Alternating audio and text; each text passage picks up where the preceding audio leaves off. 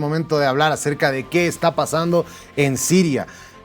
Bueno, ya de hecho la región Medio Oriente está ebulliendo, ¿no? Está generando conflicto, está generando preocupación y durante este año realmente es donde más se ha visto, ¿no? Estos intercambios de misiles, de bombas entre Irán e Israel han sido lo que más han asustado al mundo porque claro, Irán no es pues Hezbollah, Irán no es Hamas, ¿no? Si bien son parte de su eje de resistencia, junto con los hutíes y demás, Irán estamos hablando de una potencia nuclear, ¿no? Entonces causa miedo todo lo que está pasando entre estos países. Además sabemos que Israel también es un país que tiene una capacidad militar enorme y una capacidad nuclear también. Ahora, vamos a pasar a lo que está sucediendo en Siria. En Siria lo que se está viendo es nuevamente un avance de lo que se estancó, esta guerra civil siria que empezó el año 2011, que no sé si ustedes recuerdan, era más o menos las imágenes que estamos viendo hoy en Gaza, se veían en Siria en su momento. 500,000 de personas, pero habían muerto. De ese 500,000, por lo menos 200,000 eran civiles. Millones de sirios han salido huyendo de ese país y claro, ¿dónde han ido a terminar? A Europa. ¿Qué ha pasado? Por eso se ha desestabilizado por completo esos países, los países europeos, a raíz de la importante inmigración de sirios que sucedió en esos años, ¿no?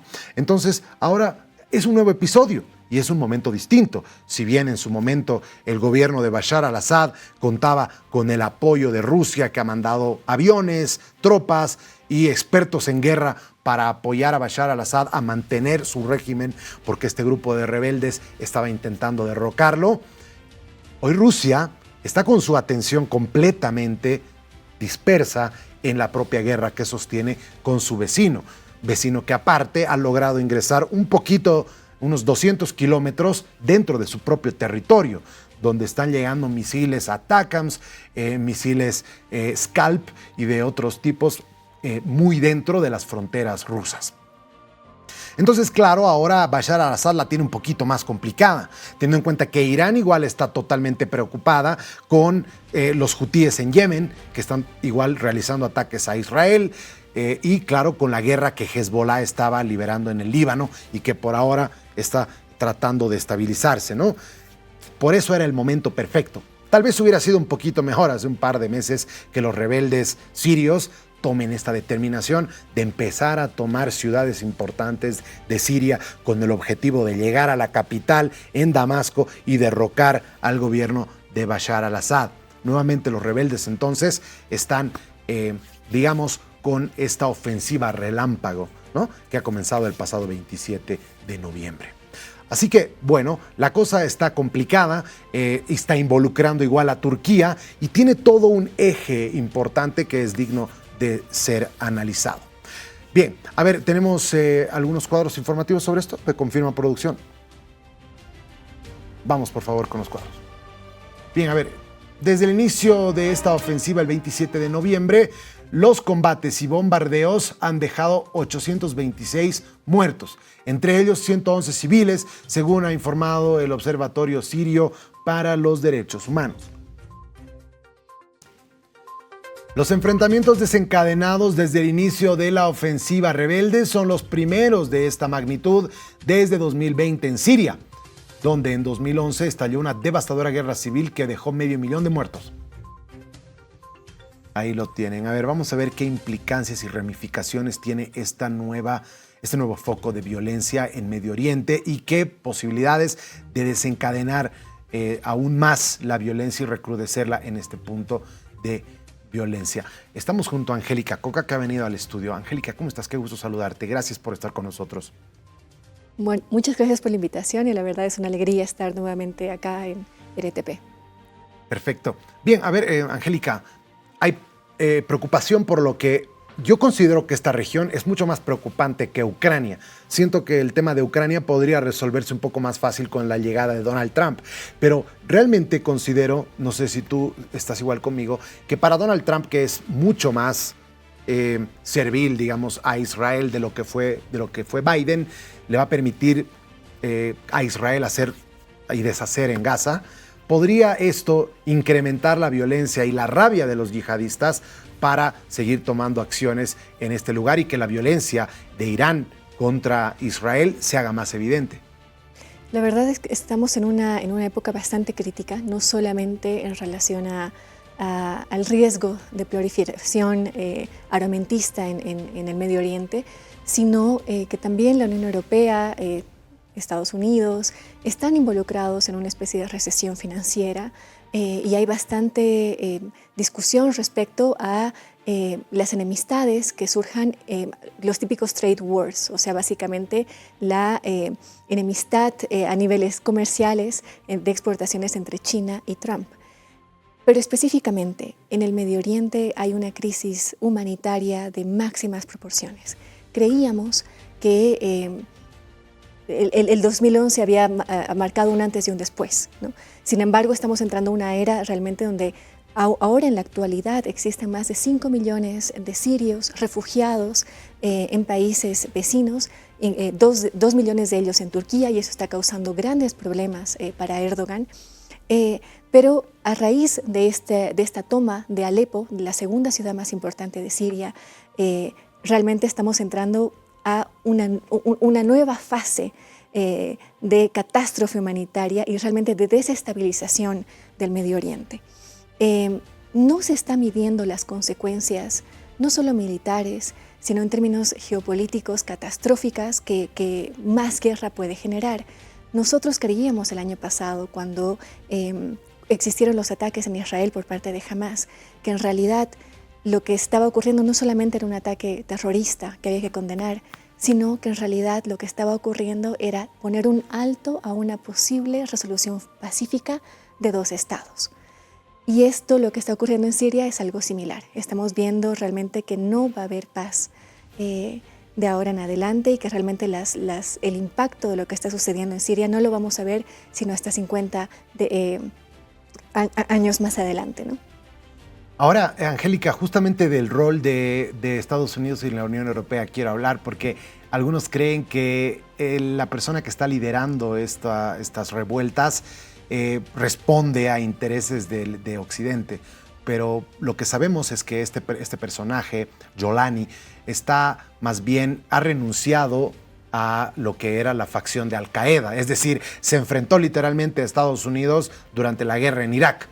Entonces, muy difícilmente esto tiene algo que ver con estas potencias. Lo que sí, nadie sabe a quién van a responder y por qué están tomando esta determinación de derrocar al régimen de Bashar al-Assad. Entonces, es un poco difícil de entender esa parte, porque sí, le vendría, si cayera al-Assad, sería un golpe muy duro para Irán, porque Irán justamente utiliza a Siria como un puente para el envío de armas hacia el Líbano y a Hezbollah, ¿no? Entonces, perder geopolíticamente, si vemos en el mapa, Irán está tapada al Líbano por justamente el ingreso de Siria. Entonces, si pierde Siria, si pierde esa capacidad, porque estos yihadistas no responden al chiismo, no responden a esta ala del Islam que justamente está enfrentada entre ellos, ¿no? Entonces, ¿cómo serían?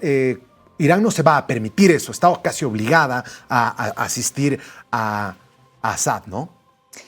Sí, en realidad es la historia de Hayat Tahrir al-Sham, que es básicamente el grupo de rebeldes que ha tomado Alepo y está en camino a tomar otras más ciudades. Realmente el régimen previo solamente controla Damasco y sus alrededores.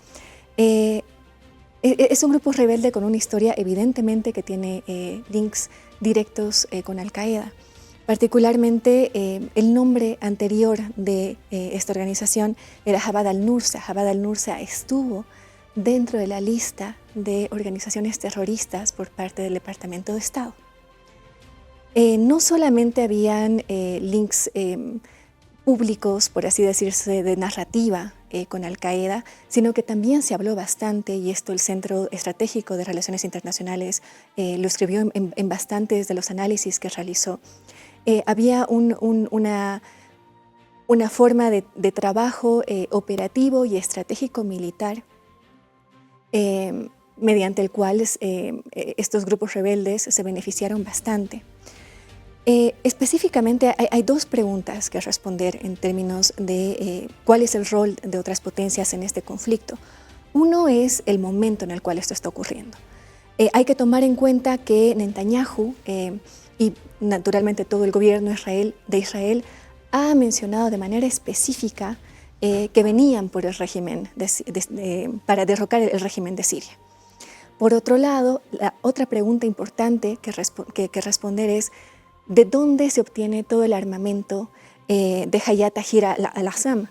En realidad estamos hablando de drones, un despliegue impresionante de armamento, un soldado rebelde que tiene tal nivel de uniforme y realmente de equipamiento que no se puede comparar con aquel del régimen de al-Assad.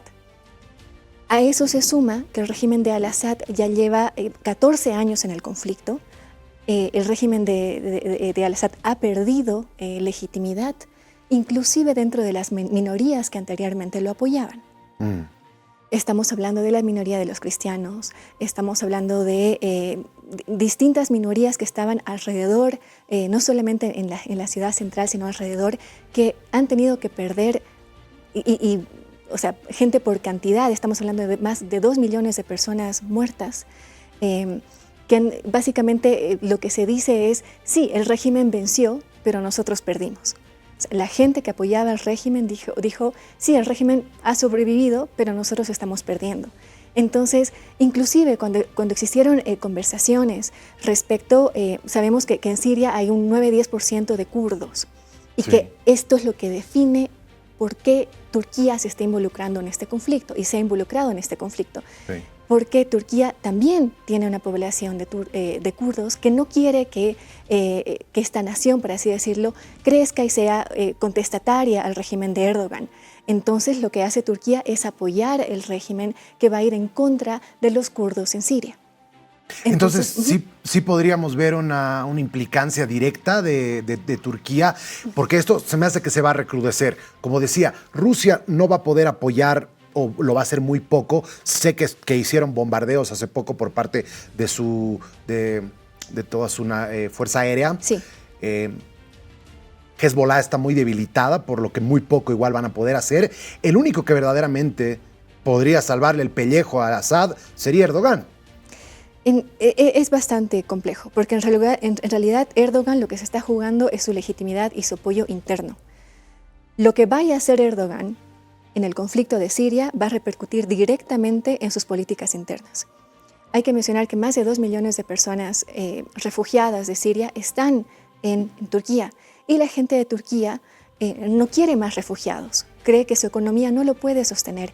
Y hay que también mencionar las elecciones a nivel municipal, lo que serían municipios en comparación con Bolivia, donde Erdogan en realidad ha sido una pérdida completa, está perdiendo apoyo de manera constante. Entonces, yo creo que antes de tomar una medida directa respecto a las decisiones que vaya a tener Turquía, militares o no, en protección del régimen en Siria, va a pensar 2 veces en términos al impacto que esto va a tener en sus políticas internas. Y otra que igual va a tener que hacer algo, es decir, quisiera ver qué opciones podemos barajar, qué puede hacer. Europa se ha visto muy desestabilizada, sus políticas han comenzado a girar mucho hacia la derecha y a la extrema derecha debido al nacionalismo rampante que están proponiendo los distintos partidos de extrema derecha que están en ascenso en Europa y que han desestabilizado Francia, que ya está en el poder en Italia, que en Alemania también se está desestabilizando, todo a raíz de la inmigración masiva que ha sucedido de sirios y de otros países de África. ¿Qué crees? ¿Qué acciones van a barajar la Unión Europea principalmente para evitar esa inmigración? Sí, hay respuestas de la sociología francesa que realmente vale la pena analizar. Hay que recordar que Francia se opuso a la guerra de Irak en el 2003 y la razón fundamental era: nosotros venimos del viejo continente, sabemos que desestabilizar el Medio Oriente es algo que va a afectar de manera catastrófica al planeta entero. lo dijeron de manera constante en Naciones Unidas. Sin embargo, Estados Unidos avanzó, hubo la guerra de Irak, posteriormente la mal llamada Primavera Árabe con un montón de desestabilización, que si bien algunos países tenían una lucha legítima respecto a buscar la democracia, en realidad esto lo que fue básicamente fue reemplazar un régimen autoritario por otros que llegaron y una desestabilización total. Si a esto se le suma realmente las competencias hegemónicas que existen entre Israel e Irán, ya que Irán está fuera de esa lucha que en el siglo pasado existía, en realidad lo que tenemos es una gran crisis humanitaria, como anteriormente había mencionado, y que esto va a impactar a Europa. En Francia, en particular, la gran pregunta es ¿qué vamos a hacer con el presupuesto general? ¿No? La coalición de la izquierda, conformada en la Rassemblement National, ellos lograron de alguna manera poner un alto a esta movida de la extrema derecha y básicamente de lo que hacía el presidente Macron. Sin embargo, ahora, con lo que ha ocurrido con el primer ministro y unas jugadas realmente que casi son borderline inconstitucionales en Francia, la gran pregunta es, no tenemos el presupuesto suficiente como para seguir recibiendo refugiados y inmigrantes. Sí. Y esta es la gran pregunta. Entonces, el origen de todo esto es la guerra genera mucha desestabilización y esta desestabilización eventualmente va a afectar la vida de todos los ciudadanos, así como lo estamos viendo en Francia, ¿no? Efectivamente, Angélica, muchísimas gracias por habernos acompañado en el análisis de este tema tan importante en RTP Mundo. No, el gusto es mío. Muchas gracias. Fantástico. Bien, ahí lo tienen. Ven cómo este tema puede desestabilizar y puede generar problemas internos tan grandes como los que están viviendo los países europeos. Hoy hay una rabia contenida de los ciudadanos por toda la inmigración que se ha llevado desde estos países tan golpeados por guerras, por crisis humanitarias, por temas económicos. Y ahí está, eso está sucediendo ahora en Europa a raíz de esto. ¿Qué pasará? Podría empeorar si la cosa se sigue recrudeciendo en este lugar.